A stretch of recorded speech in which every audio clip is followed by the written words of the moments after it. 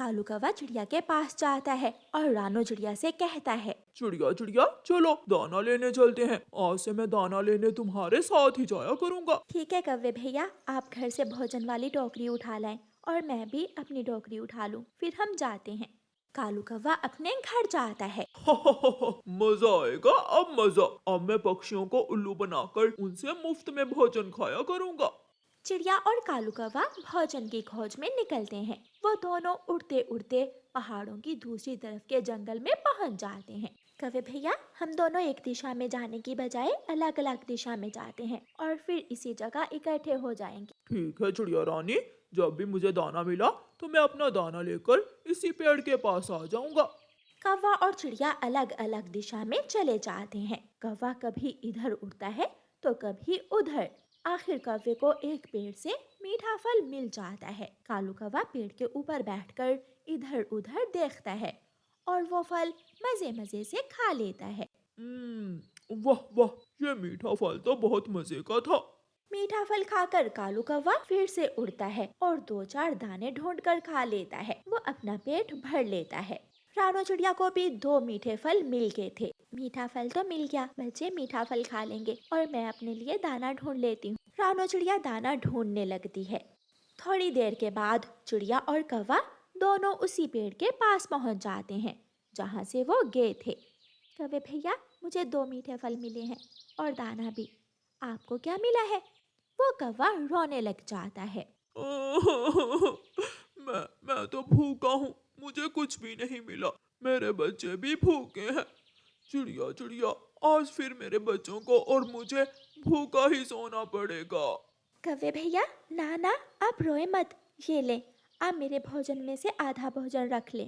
कौवा अपनी टोकरी चिड़िया की तरफ बढ़ाता है और रानो चिड़िया से आधा भोजन ले लेता है। शर्म आ रही है मुझे, दिल नहीं कर रहा तुमसे आधा भोजन लेने को। कौवा पूरी तरह नाटक करता है। वो चिड़िया से झूठ बोलता है। ये नहीं बताता कि वो तो मीठा फल और दाना खा कर आया है। कौवे भैया, रख लें आप, इसमें शर्म वाली क्या बात है? कौवा अपनी टोकरी उठाता है और रानो चिड़िया अपनी टोकरी, और दोनों अपने अपने घरों को वापस चले जाते हैं। घर जाकर कालू कौवा वो भोजन अपनी पत्नी गोरी और बेटे जग्गू कौवे को देता है। बहुत मेहनत से कमा कर लाया हूँ मैं ये भोजन, थक गया हूँ मैं। कालू जी, हमें पता है आप हमारे लिए बहुत मेहनत करते हैं। मेहनत का नाम सुनकर कालू को थोड़ा अजीब जरूर लगता है, लेकिन वो चुप रहता है। दूसरे दिन कालू कौवा कबूतर के पास जाता है और वही बात कबूतर से कहता है। हम एक साथ दाना लेने जाएंगे तो दाना जल्दी मिल जाएगा। कालू कौवे, मैं भी यही सोच रहा था कि किसी का साथ मिल जाए तो फिर ही दाना लेने जाऊं। फिर कालू कौवा और कबूतर एक साथ दाना लेने चले जाते हैं। वो दोनों आज झरने वाले जंगल में जाते हैं। कबूतर भैया, मैं इस तरफ जाता हूँ और तुम उस तरफ जाओ। जो दाना भी मिला हम लेकर यहाँ झरने के पास इकट्ठे हो जाएंगे। ठीक है, लेकिन जल्दी आने की कोशिश करना। फिर कौवा और कबूतर अपना अपना दाना लेने चले जाते हैं। कल की तरह आज भी कालू कौवा अपना भोजन ढूंढकर एक पेड़ के नीचे बैठकर मजे मजे से खा लेता है। वाह वाह, मैं आज फिर अपना भोजन खाकर जग्गू और गोरी के लिए कबूतर से भोजन ले लूंगा। रानो चिड़िया कौवे को भोजन खाता हुआ देख लेती है। ये कौवा आज मेरे साथ भोजन लेने क्यों नहीं आया? कुछ है, दाल में कुछ काला है। मैं इसका पीछा करती हूँ। कौवा अपनी खाली टोकरी उठाकर झरने के पास पहुंच जाता है और अपना मुंह लटकाकर बैठ जाता है। थोड़ी देर बाद कबूतर भी भोजन लेकर आ जाता है। कबूतर के पास टोकरी में कुछ गाजरें और टमाटर थे। दोस्त दोस्त कौवे, मुझे तो आज सब्जियां मिली हैं, तुम्हें क्या मिला है? कौवा ऊंची आवाज में रोने लग जाता है। उड़ते उड़ते मेरे पेट में दर्द होने लगा है। बच्चे घर में भूखे हैं, मेरी पत्नी भूखी है, लेकिन मुझे भोजन मिला ही नहीं। मैं कितना बुरा हूँ, अब मैं क्या करूँगा? कौवे मेरे दोस्त, चुप कर जाओ। हम एक साथ भोजन लेने आए हैं। ऐसा कैसे हो सकता है कि मैं भोजन लेकर जाऊं और तुम खाली हाथ जाओ? लो, मेरे भोजन में से आधा भोजन तुम ले लो। कौवा खुश हो जाता है और जल्दी से अपनी टोकरी कबूतर को देते हुए कहता है। शर्म तो बहुत आ रही है, लेकिन चिड़िया वहां आ जाती है। शर्म ही तो तुम्हें आ नहीं रही, कल मुझे पागल बनाकर आधा भोजन लिया और आज कबूतर को पागल बनाने की कोशिश कर रहे हो। चिड़िया बहन क्या मतलब, मैं समझा नहीं। कबूतर भैया, ये कौवा सब समझ गया है, जो पेड़ के नीचे बैठकर ठोंस ठोंस कर भोजन खाकर आया है। कौवे ने अपना सर झुकाया हुआ था। तो तुम्हें कैसे पता चला चिड़िया? मैंने अपनी आंखों से देखा है तुम्हें। बेशर्म, आज के बाद कोई भी तुम्हारे साथ भोजन लेने नहीं जाएगा। चलो भाग जाओ यहाँ से। फिर कौवा नजरें झुकाए शर्मिंदा होते हुए वहां से चला जाता है। गोरी कौवी चिड़िया के घर मिठाई लेकर जाती है। चिड़िया चिड़िया, लो मिठाई खाओ। ये मिठाई किस खुशी में गोरी बहन? चिड़िया, मैंने अंडा दिया है। फिर तो बहुत खुशी की खबर है। मगर चिड़िया बहन, एक समस्या है। समस्या? वो क्या गोरी बहन? मेरा पति कालू जी आज विदेश चला गया है और मैं अपने अंडे की रक्षा करूंगी या फिर भोजन ढूंढ कर लाया करूंगी। आपका पहला पहला अंडा है, आप अपने अंडे की रक्षा करना। और रही बात भोजन की, वो मैं ले आया करूंगी आपके लिए। आखिर मैं पड़ोसन हूँ आपकी। चिड़िया, तुम बहुत अच्छी हो, अब मैं जाती हूँ। गोरी कौवी चली जाती है।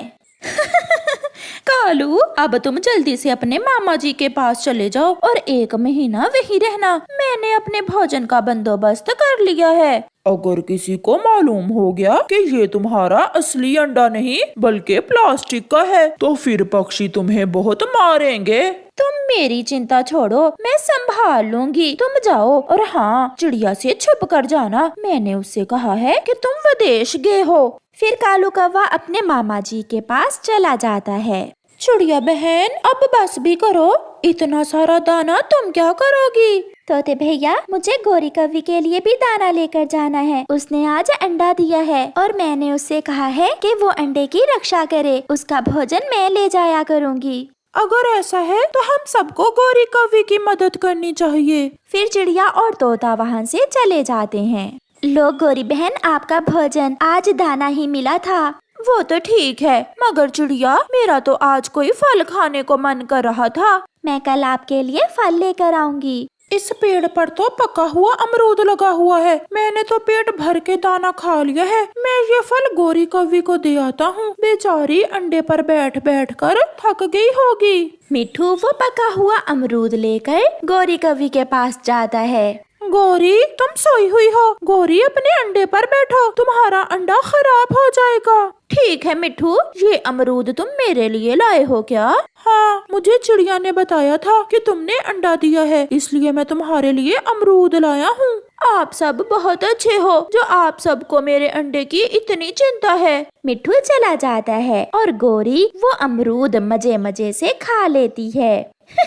मैं कितनी चालाक हूँ, प्लास्टिक का अंडा अपने घोंसले में रखकर सबको उल्लू बना लिया है मैंने। ऐसे ही दिन गुजरते गए। चिड़िया हर रोज गोरी कौवी के लिए भोजन लेकर जाती। एक दिन लूसी कबूतरी चिड़िया से कहती है, चिड़िया, अभी तक गोरी के अंडे से बच्चा नहीं निकला। नहीं लूसी, अगर बच्चा निकला होता तो गोरी खुद भोजन लेने आ जाती। मुझे तो दाल में कुछ काला लग रहा है। कौवों के अंडों से इतने दिनों में तो बच्चे निकल आते हैं। गोरी बहन, लो ये मीठा फल खा लो। और मुझे याद आया, लूसी कबूतरी बता रही थी कि कौवों के अंडों से इतने दिनों में बच्चा निकल आना चाहिए। फिर तुम्हारे अंडे से अभी तक बच्चा क्यों नहीं निकला? उसे क्या मालूम, वो कबूतरी है, उसके अंडे से बच्चा जल्दी निकल आता है और हम कौवों के अंडों से बच्चा इतनी जल्दी नहीं निकलता। अच्छा, अब मैं जाती हूँ। कई दिन फिर से गुजर जाते हैं, मगर गोरी के अंडे से बच्चा नहीं निकलता। बच्चा निकलता भी कैसे?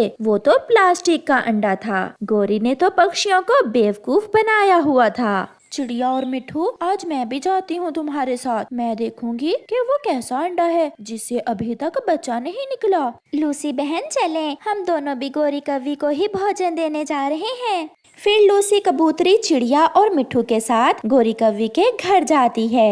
लो लो गौरी, ये चावल। जब अंडे से बच्चा बाहर आ जाए तो उसे जरूर बताना कि उसका मिट्ठू मामा रोज उसके लिए भोजन लेकर आता था। और ये भी बताना कि चिड़िया मौसी भी हर रोज दाना लेकर आती थी। अगर आप मेरी मदद ना करते तो मेरे लिए बहुत मुश्किल हो जाती। गौरी, एक बार मुझे अंडा दिखाना, मैं देखती हूँ कि अंडे में बच्चा स्वस्थ भी है, कहीं तुम्हारा अंडा खराब ही ना हो गया हो। नहीं, मेरा अंडा ठीक है, ऐसे हाथ लगाने से अंडा खराब हो जाएगा। मगर लूसी कबूतरी अंडा उठाने के लिए आगे बढ़ती है और गौरी उसे मना करती है। ऐसे ही अंडा नीचे गिर जाता है। वो अंडा तो प्लास्टिक की बॉल की तरह 2-3 बार ऊपर नीचे होकर साइड पर गिर जाता है। प्लास्टिक, ये अंडा तो प्लास्टिक का है। तुमने हमें फिर से उल्लू बना लिया गौरी की बच्ची, हम तुम्हें छोड़ेंगे नहीं। चिड़िया तो चिड़िया, इस बार तो मैं भी बेवकूफ बन गया। वो पीछे क्या है तुम्हारे?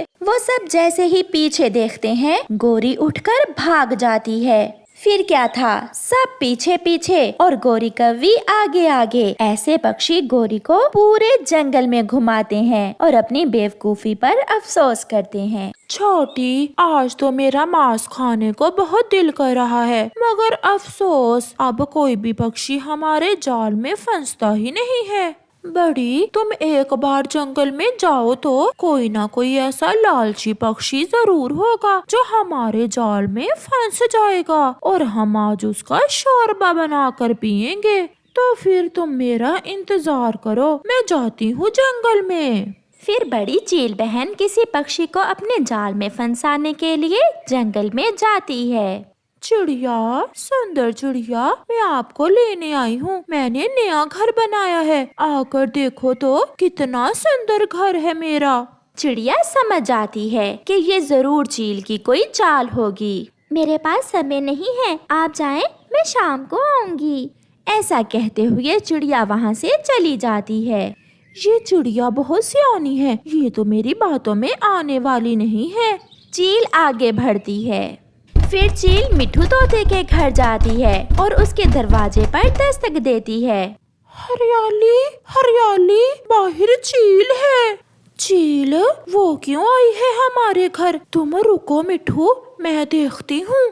फिर हरियाली बाहर जाती है। चील दी, बताएं क्या काम है? सुंदर तोती, तुम्हारे पंख बहुत सुंदर है। मैंने नया घर बनाया है और मैं चाहती हूँ कि तुम्हारे जैसा कोई सुंदर सा पक्षी आकर मेरा घर देखे, मुझसे दोस्ती करे, मेरे साथ बैठे, चाय पिए, तो फिर चले मेरे घर। बात तो ठीक है चील दी, मगर मैं खाली हाथ कैसे आपके घर जा सकती हूँ? आपने नया घर बनाया है, आप जाएं, मैं कोई मिठाई वगैरह लेकर बाद में आती हूँ। नहीं, मिठाई की जरूरत नहीं है, आप अभी मेरे साथ चलें, खुश हो जाएंगी आप मेरा घर देखकर। एक बड़ा सा बेड, नई फ्रिज, टीवी और सर्दी से बचाने के लिए हीटर भी लगाया है मैंने अपने घर में। अगर ऐसा है तो फिर मैं और मिट्ठू दोनों ही आते हैं, आप जाएं, मैं अभी थोड़ी देर बाद आती हूँ। मैं तैयार तो हो लूं?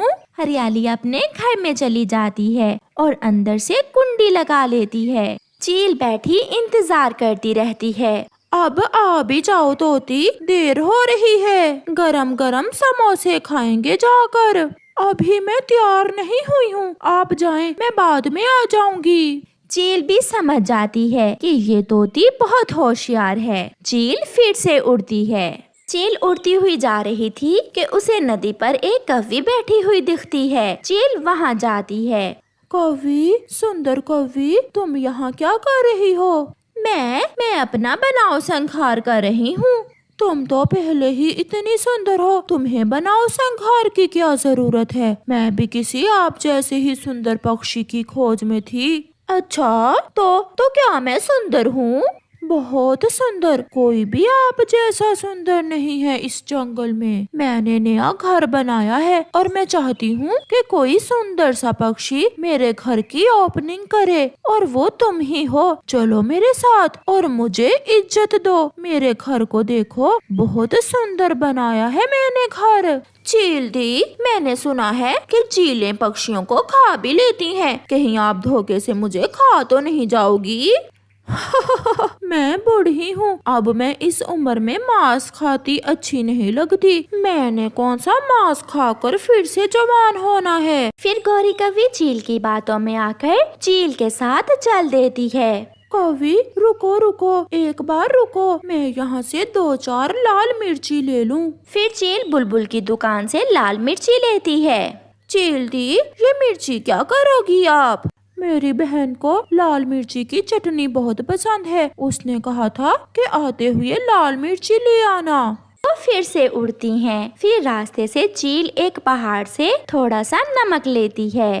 चील दी, नमक का क्या करोगी आप? इतनी सुंदर कवि मेरे साथ मेरा घर देखने जा रही है, खातिर भी तो करना है मुझे अपनी सहेली कवि की। बिरयानी बनाऊंगी मैं तुम्हारे लिए। अच्छा सहेली, बिरयानी तो मुझे बहुत पसंद है।